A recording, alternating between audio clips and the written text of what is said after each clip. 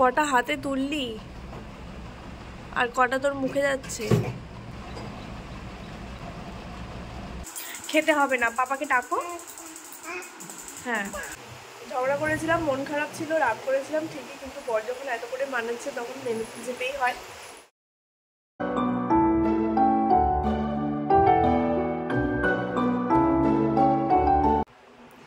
Hello everyone, good morning, welcome and welcome back to my channel. আশা করছি তোমরা সবাই অনেক অনেক ভালো আছো, আর আমিও অনেক ভালো আছি। আমি নয়, আমরা সবাই অনেক ভালো আছি। আর অনেক দিন হলো তোমাদের সাথে কোনো ব্লগ শেয়ার করা হয়নি। আজকে অনেক দিন পরে আজকে তোমাদের সাথে আমি নতুন একটা ব্লগ শেয়ার করতে চলেছি।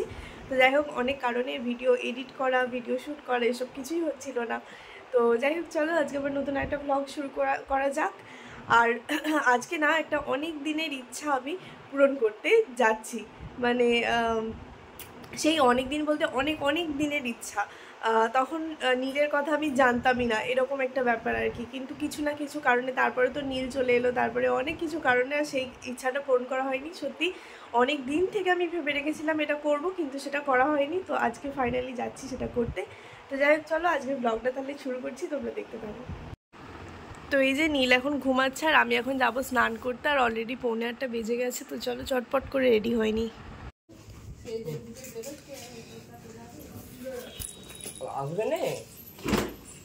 তুমি এই জুতোটা পরে যাবে?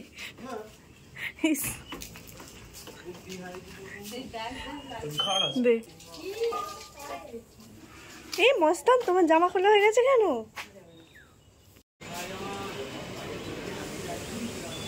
তাড়াতাড়ি রে, বন্ধ হয়ে যাবে।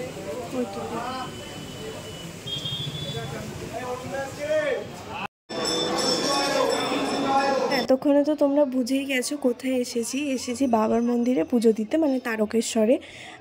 আর অনেক দিন থেকে আমার এই ইচ্ছাটা ছিল মনে, কিছু একটা বলেছিলাম বাবাকে, যেটা বাবা আমাকে দিয়েছিল।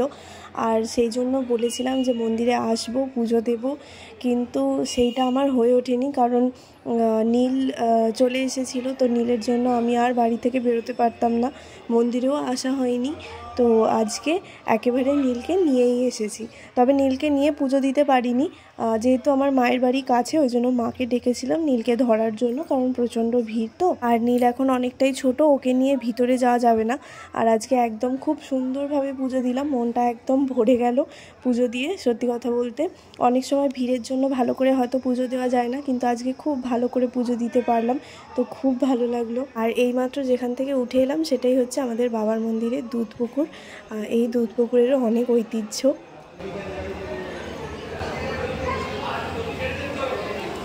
আমার মেয়ে ভিডিও করতে বলছে।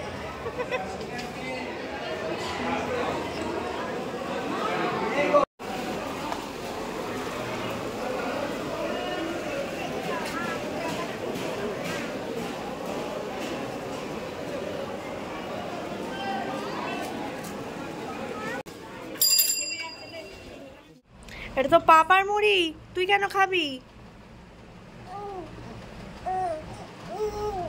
কি আমার তুলতে হবে? ওফ, বসে থাকবে না এক দণ্ড।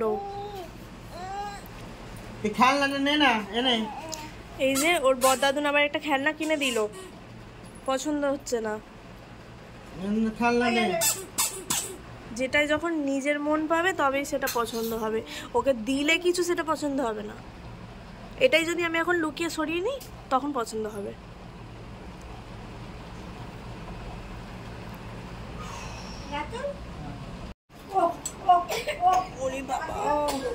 না, ওর মুখে মুড়ি দিয়েছিল, আটকাচ্ছে নাকি কে জানে। তো এই যে পুজো টুজো দিয়ে চলে এসেছি মায়ের বাড়িতে।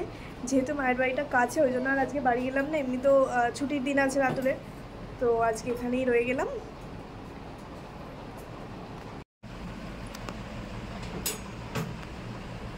কটা হাতে তুললি আর কটা তোর মুখে যাচ্ছে?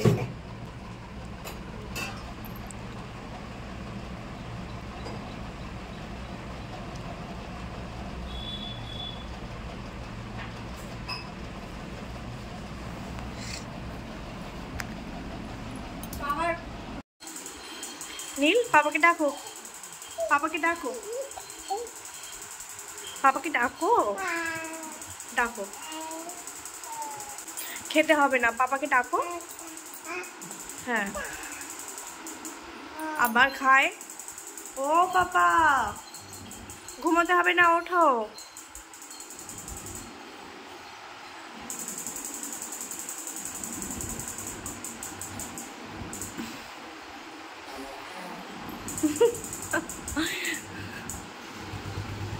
পাপা উঠছে না, পাপা সাড়া দিচ্ছে না। কি ও কি প্রচন্ড গরম পড়েছে সত্যি, আজকে খুব গরম। মানে হ্যাঁ ও একদিনে এত কষ্ট করতে পারবে না। ওর বাড়িতে বাবা কুলার আছে, বড়লোক মানুষ। আমার বাবা গরিব মানুষ, আমার বাড়িতে কুলার নেই। আমার বাপের বাড়িতে ওই গরমে থাকতে পারছে না ও। অবস্থা দেখো, শুধু অবস্থাটা দেখো। এদিকে ওর এত গরম লাগছে, আর এদিকে ও পাঞ্জাবিটা খুলতে পারছে না। আর এখানে আরেকজন জিমন্যাস্টিক দেখাচ্ছে।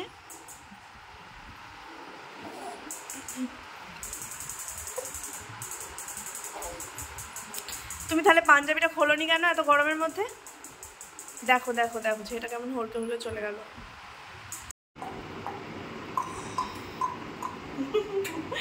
এই যে আমাদের নিরীক্ষণটা স্টার্ট হয়ে গেছে। তো এই যে এখন বাজে হচ্ছে যে মাত্র 4:30, 4:30 বাজেনি এখনো। এত গরম লাগছে আমার বরে থাকতে দিল না, বেরিয়ে পড়তে হলো।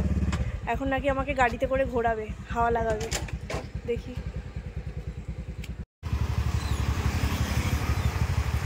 বাবাদা কোথায় ঘুরতে এসছো? বাবা কোথায়? বাবাদা কোথায় ঘুরতে এসছো?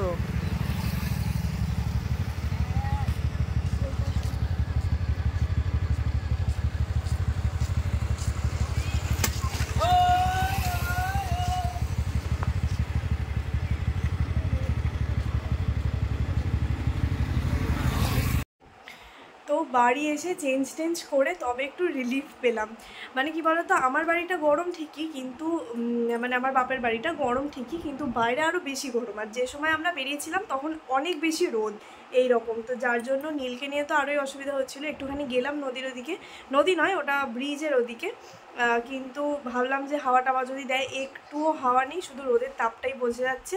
তো যাই হোক একটু দাঁড়ালাম না, বাড়ি চলে এলাম সোজা। আর বাড়ি এসে যাক শান্তি।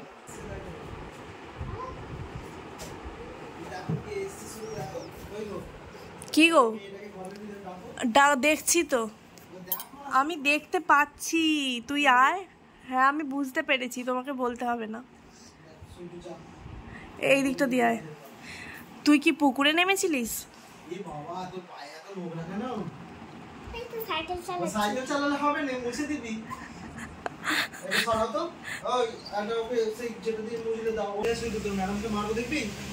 মারবে আমাকে? সেইটাই, ঠান্ডা হাওয়া পাচ্ছিস সুইটু? তুই এত ঘেমেছিস কেন? ও আমাদের সুইটু রানী সাইকেল চালানো শিখে গেল, দেখেছো? ও বাহ, আবার পড়েও যাচ্ছি। সুইটুরও খুব গরম। এত ঘেমেছিস কেন সুইটু?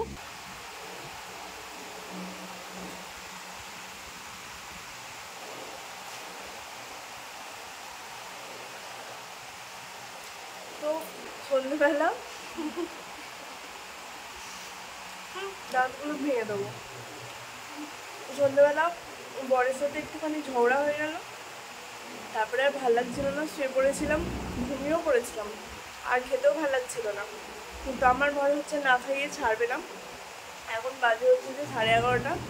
এখন আমাকে জোর করে তুলে খাওয়াতে বসেছে। আর আমিও ভাবলাম উঠে পড়েছি যখন, ভিডিওটা একটুখানি এডিট করি। এডিট করতে গিয়ে দেখছি ও বাবা ভিডিও তো শেষই করিনি, আর এই গোলাটা কিন্তু কি মুখে পড়ছে। এও ঘুমোয়নি এতক্ষণ, ওই সামলাচ্ছিল।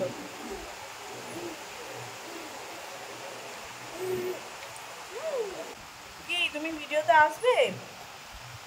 তো সেই লাস্ট ভিডিও করেছিলাম মনে হয়, সেই সুইটুর সাথে কথা বলেছিলাম তখন। তারপরে আর দেখলাম যে ভিডিওটা শেষ করিনি, তো ভাবলাম যে চলো ভিডিওটা শেষ করে দিই আজকের মতো।